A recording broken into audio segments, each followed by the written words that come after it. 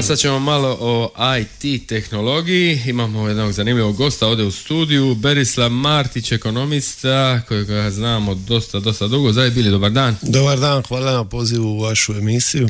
Kako ste? Dobro, malo južno, burno, ali dobro. Evo sad smo slušali dakle i Bovija, pa vjerojatno došla vam asocijacija kad ste bili u Londonu. Šta se dogodilo? Pa evo, bila je prigoda, razgovarali smo s nekim većim muzičkim kućama u Londonu i baš tada je jedan zaista glazbenik svjetskog glasa napustio nas i otišao nekim drugim putem, ali dobro, to sve počinje i završava, pa tako, evo, završila je na neki način priča o njemu. Super, zašto sam vas zvao u studio? Zato što ste vi napravili aplikaciju, jednu novu za naš Hajduk iz Splita, Hajduk Easy se zove, i nećete vjerojatno, ali u prvom danu, dakle, odmah preuzeta je 11.000 puta, zabilježeno, dakle, 2.500 downloadova za iPhone uređaje i 8.500 downloada za Android uređaje. Kako to objasniti? Pa mislim da je to plod dobre suradnje između Hajduka i naše tvrtke, gdje je zaista dosta dugo vremena rađeno na pripremi, probijali smo i neke rokove, ali jednostavno nismo sebi htjeli dozvoliti da sa Hajdukovom aplikacijom imamo neke značajnije probleme. Imali smo u prvom danu nešto primjedbi na Android sustav, međutim uglavnom su sve te male smetnje na vrijeme otklonjene, tako da mislim da aplikacija danas jako dobro radi. Hajduk je bio prvi koji je praktički dobio mogućnost da s nama poradi na tom jednom novom projektu. Mislim da su ljudi dosta dobro to prihvatili, ali vidit ćemo u budućnosti i dalje treba raditi na razvoju.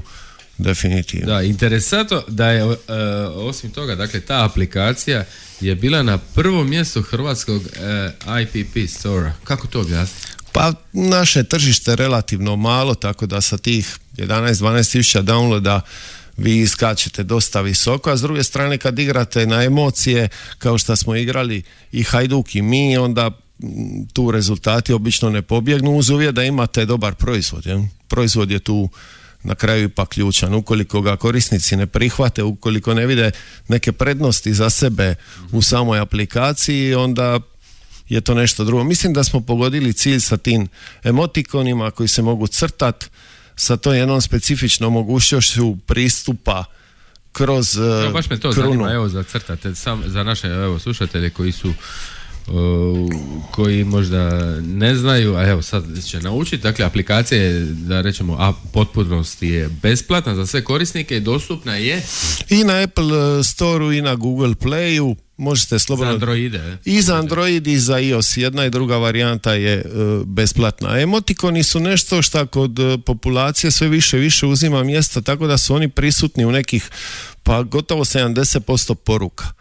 Na ovaj način, tim prečacima za emotikone, ubrzali smo praktički komunikaciju kroz tipkovnicu i na neki način tipkovnicu pretvorili u aplikaciju. Kroz to je te dvije mogućnosti. Znači, jedna je mogućnost i emotikoni, zagrade, uskličnici, upitnici, ostali neki znakovi interpunkcije koji se možda češće koriste, i s druge strane ta emotivna priča da imate tipkovnicu koja vas na neki način vezuje uz neki brand ili nekakve vaše osjećaje, i direktan pristup na, njihov Facebook shop, web stranicu, ili već ovisno o tome šta ćemo u budućnosti dogovoriti da u toj takozvanoj kruni ili gornjem dijelu aplikacije bude prikazano. Super mi je može staviti smajlić samo jednim pokretom ruke, dakle ne moraš tipka tražiti.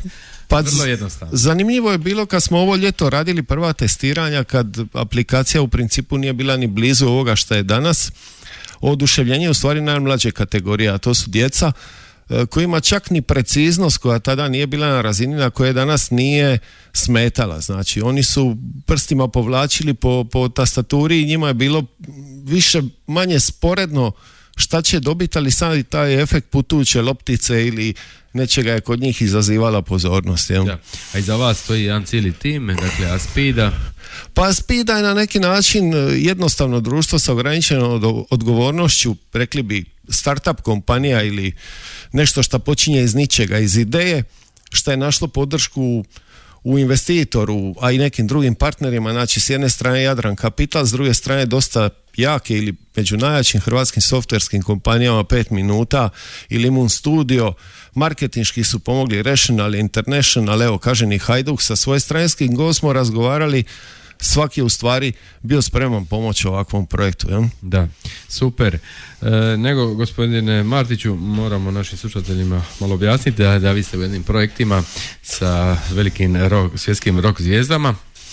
O čemu se konkretno radi? Pa evo, imali smo priliku razgovarati, to je sve u nekoj, kako bi se reklo, embrionalnoj fazi. Razgovarali smo sa 2 velike produkcijske kuće muzičke u Londonu. Ne bi još u ovom trenutku spominjao imena, i s jednom od najvećih u Beču, s obzirom na to da imamo potpisan ugovor i sa našim poznatim muzičarima Tu Čelos. Tako je. Aha, kad je Tu Čelos, onda je tu i Elton John.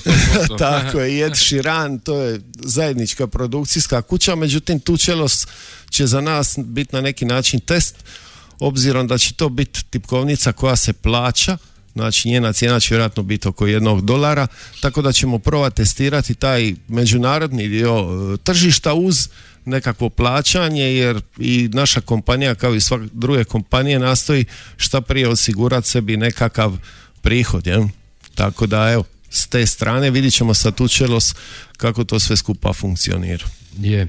Moramo istaknuti, evo sad kad neka firma sluša to vas, sluša nas, kako mi pričamo, evo uzmimo Radio Brač, evo naša firma tu ima svoju tradiciju, ima svoj brand, ima svoje slušatelje od Melbourna, Chicaga, New Yorka i cijele ove bivše ex-juge, ima svoj program.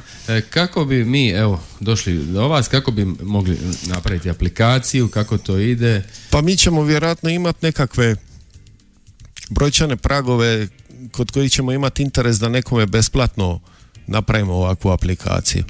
Međutim, za neke manje, ne govoreći sada konkretno o Radio Braču, ali možemo i o Radio Braču, nama je kao nekakav pokazatelj bitno koliko ta osoba ili grupa ili o kome god se radi ima na neki način uticaja, followera na Facebooku, tako da to će nam biti nekakav kriterij po kojem ćemo probati naći način, opet ne zaustavljajući male da uz neku premiju od 300 ili od 2 ili 3 tisuće kuna, znači da napravi vlastitu aplikaciju. Znači čak bi vi kao osoba mogli napraviti svoju aplikaciju i gore imati u kruni ono što vi želite. Znači Sina application. Tako je. Znači u nekom momentu to pojednostavni, tako da praktički uzima šta manje našeg vremena, a da neko ko želi može imati vlastitu aplikaciju. Super ideja. Htio sam vas pitati, kad govorimo o tržištu, evo na primjer u Engleskoj postoji dakle vrlo je razvijeno IT tržište, kako tamo, šta se radi? Pa mi smo možda daleko od tih tržišta, ne možda nego zasigurno ako gledate iz kuta investitora, jer ovakvi oblici investiranja u konkretno u Velikoj Britaniji su ozbiljnim sredstvima sufinancirani od strane države. Tako da se čak i do 50% povrata na uloženi kapital može dobiti kroz razna porezna opterećenja, a s druge strane ukoliko firma propadne postoje čak metode po kojima je investitor izložen samo sa 15%. A ako to usporedite sa situacijom kod nas, onda je jako teško razvijati ovakvu vrstu posla u Republici Hrvatskoj. Ja se iskreno nadam da će u budućnosti doći do nekih promjena, jer one su nužne ukoliko želimo u budućnosti imati ljude koji će se tim poslom baviti. Dobro je su Englezi, jer su tamo njima povrat poreza što se tiče tih stvari. Kako je to tamo? Pa očigledno je bitno jednostavnije. Imate cijeli niz i hrvatskih kompanija koje su otvorile urede po svijetu, ne samo u Londonu, tražići prilike na mjestima gdje mogu doći do nižih poreznih osnovica, jačih poticaja u samom startu, jer kompanije su najranjivije u prve 3 godine. Da. Ako gledate kroz prve 3 godine od 100 kompanija 95 propadne. Niko nije osuđen na uspjeh, ali ako se budemo oslanjali samo na stare tehnologije, stare industrije i ono što mislimo da nije rizično, nećemo daleko dospjeti. Jer svako ulaganje mora nositi rizik i mi moramo težiti novome. Ali interesantno da Englezi isto pomažu ovima koji kleknu. Pa naravno, mislim, nijedan investitor nije uložio novac zato da ga izgubi. A ako gledate statistički, od 100 pokušaja 95 propada. Znači li to da ne trebamo ni pokušavati? Ali onima koji imaju tu poduzetnu liniju u sebi i koji su voljni pokušati, onda im se na neki način pomaže. I to je možda ta razlika što se mi ovdje susrećemo sa previše stvari koje su nebitne za razvoj posla, a kod njih se stvari usmjeravaju na način da se ljudima pomogne da uspiju. Dobro, evo mi tradicionalno već par godina imamo Split konferenciju u 6. mjesecu ovdje u Splitu, dakle dođe cijela Silicijska dolina ovdje, dakle ekipa naša iz Splita to je uspjela organizirati. Fantastično. Kako vi gledate na to? Fantastično. Takvi događaji definitivno nam trebaju. Mi smo destinacija koja bi mogla puno više na tome poraditi. Ja imam sada neke upite da se napravi na neki način, nije to anti-shift, ali jedna slična priča shiftu, možda još malo otkačenija, da tako kažem, ali u svakom slučaju interes za Split i za razvoj IT sektora mislim da smo krenuli dobrim putem. Da, gospodine Matić, hvala vam puno što ste došli u studio i evo, čestitke još jednom na ovoj aplikaciji Hajduk Easy i da u budućnosti vi i vaša firma Aspida i vi vaši partneri nastavite i dalje i da radite. Hvala na dobrim željama i pozivu u vašu emisiju. Adio. Bog. Brać, brać, brać.